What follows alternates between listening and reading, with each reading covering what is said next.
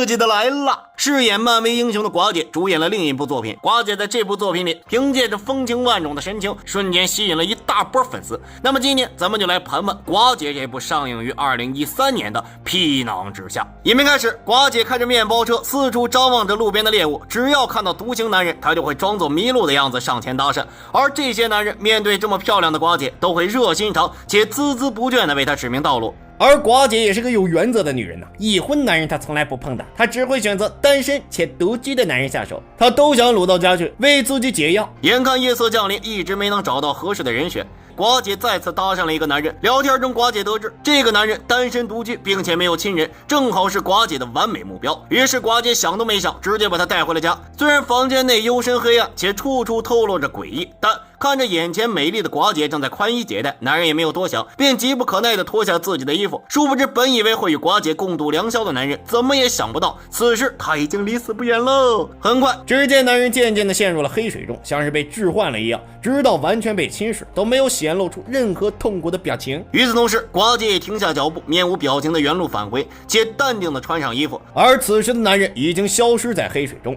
转眼第二天，寡姐来到一片人迹罕至的沙滩，看到一个男人游上了岸。一番询问后，寡姐得知这个男人是个外国人，是独自来旅游的。寡姐一看，这猎物不就来了吗？当即准备引诱男人跟自己回家。不料意外突然发生，海滩上一个想要救回小鬼的女人被海浪卷走，同时另一边女人的丈夫前去施救，结果这位丈夫好像不太会游泳吧，没游多远就成了浮漂了。此时寡姐的猎物见状，迅速冲了过去，并成功的将那名丈夫救了回来。而寡姐的猎物也因为救人耗光了体力。寡姐见状，静静的走上去，随手捡起一旁的石头，朝着猎物的头哐吃就是一下，猎物当场没了反应。紧接着寡姐则是趁热将猎物缓缓拖走。很快到了晚上，寡姐接着出来寻找猎物，在经过一家酒吧时，她发现一个独行的精神小伙，当即锁定了新目标，一路跟着精神小伙走进了酒吧。然而酒吧聒噪的音乐以及耀眼的彩灯让寡姐有点不适应，正当她准备放弃目标选择离开时，精神小伙却主动送上门了。寡姐忍不住笑了呀，随后把她带回了家。黑暗中，精神小伙看着丰盈性感的寡姐，一时间竟然看得出神，完全没注意到自己的身体开始逐渐下沉，直到自己被完全淹没在黑水中，这才意识到了危险。但为时已晚了，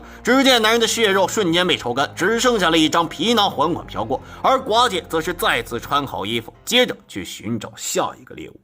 女人为了惩戒渣男，竟自发研制出了3步钓鱼法。第一步，先是开着车假借问路的名义找一个单身且独居的男人搭讪，此时男人见状就会不厌其烦的耐心指路。第二步，谎称自己脑子笨记不住路，然后诚恳的邀请他上车为自己指路。第三步，也是最重要的一步，夸得他心花怒放，夸得他想入非非，然后再趁热打铁将男人邀请到自己家中。别觉得这个方法不靠谱，毕竟女人可是用这个方法已经榨干3个人了，那可谓是屡试不爽啊。与此同时，被女人诚邀到家的男人最终结果可想而知。随后女人补了个容，显然这是意犹未尽的，当即又接着去寻找下一个目标。很快走在路上的女人寡姐发现了一个目标，寡姐继续故技重施，热心的邀请他与自己一起同行。男人不假思索的上了车，但这个男人非同寻常啊！上车之后，他一路上都沉默不语。殊不知这个男人非同寻常的不只是性格，还有长相啊！当男人小心的脱下帽子以后，一张畸形的脸露了出来，畸形到寡姐都无法辨认男人的任何表情。然而即便是男人长成这样，但寡姐就是不挑食呢，依然是不断的夸他。既然不能夸长相，那就夸他手好看，还停下车让男人抚摸自己的脸和脖子。这对于一个母胎 solo 的男人简直就是赤裸裸的挑逗啊！很快在寡姐有意无意的挑逗下，让从未谈过恋爱的男人不知所措，甚至还狠狠地掐了自己一下，以确定他是否正在身处梦境之中。随后男人便真诚地向寡姐说道，因为自己的长相一直以来连个朋友都没得呀，甚至还会吓到别人，所以自己一直都是晚上出门。总姐一听，恍惚间竟然被男人的一丝善意所打动，但最终寡姐还是将男人邀请到了自己家中，一起来到了那间黑暗的房间内。殊不知就当煮熟的鸭子即将入口时，寡姐心软了，她愣在原地看着眼前这个处处为她着想的男人，内心的怜悯让她改变了杀了男人的主意，于是她放走了男人。也就是从这一刻起，她的内心变得不再冰冷。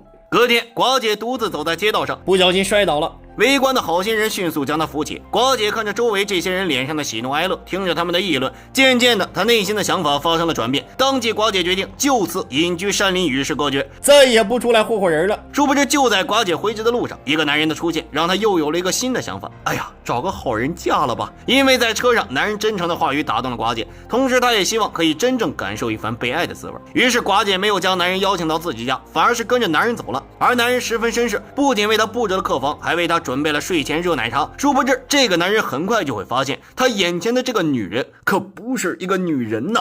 一对小情侣刚把被窝捂热乎，结果下一秒，女人似乎意识到了什么，突然起身，因为她一激动，竟然忘了自己不是人的事了。因为她是来自叉星球的伪人类，她虽然可以易容成人类的模样，但不能做到100%和人类一样。此时得不到人类爱情的她，无奈失落的朝不远处的森林逃去，结果却在这里遇到了一个护林工。殊不知这个护林工可不是什么好人呐，但同时护林工也不知道女人连人都不是啊。对方在得知她是独自一人后，便默不作声的悄然离开。也正因如此，接下来戏剧性的一幕发生了。就当女人寡姐找到一间木屋准备休息时，护林工竟然见色起意，趁寡姐睡着后对其动手动脚。寡姐一个机灵，当即被吓得一头扎进了树林中。不料护林工也不愿放过这么好的机会，随即也追了出去。不多时，护林工一把抓住松姐，将其摁在地上。寡姐见状奋力反抗挣扎，殊不知就在两人撕扯中，护林工逐渐发现了不对劲呢。寡姐身上的人类皮囊被他撕了下来。护林工一看寡姐不是人呐，直接整个人都快被吓死了。当即他拼命的转身逃跑。与此同时，寡姐也慢慢撕下了这具人类的皮囊，露出了躲在这具皮囊里的真身。那是一个全身黢黑的人形怪物，只是他的双眼没有了之前的生动美丽。寡姐看着这具皮囊，空洞的眼神中充满了悲伤。不料此时的护林工竟然带着汽油重新折返了回来，他毫不犹豫地将汽油泼在了寡姐身上，并将其点燃。寡姐黑色的皮肤刹那间便被大火吞噬，她挣扎着走出林子，带着那一具她向往的人类皮囊，一同倒在了空无一人的雪地。至此，影片结束。人啊，总是很容易迷恋上美丽的皮囊，却忽视皮囊之下隐藏的情感。这也正是寡姐为什么总能轻而易举的，且在一天之内只靠美丽的皮囊和挑逗的言语就能多次狩猎成功。在影片中也不难看出，寡姐起初靠人类的欲望而狩猎，但最后她却因为有了人的情感和欲望，最终悲哀的走向了毁灭。果然呢，人还是无欲则刚啊。最后阿松哥还想起了一句话：好看的皮囊千篇一律，有趣的灵魂万里挑一。也许有时我们可以换一种眼光来看待这个世界，说不定就会有不同的感脚呢。Goodbye everyone。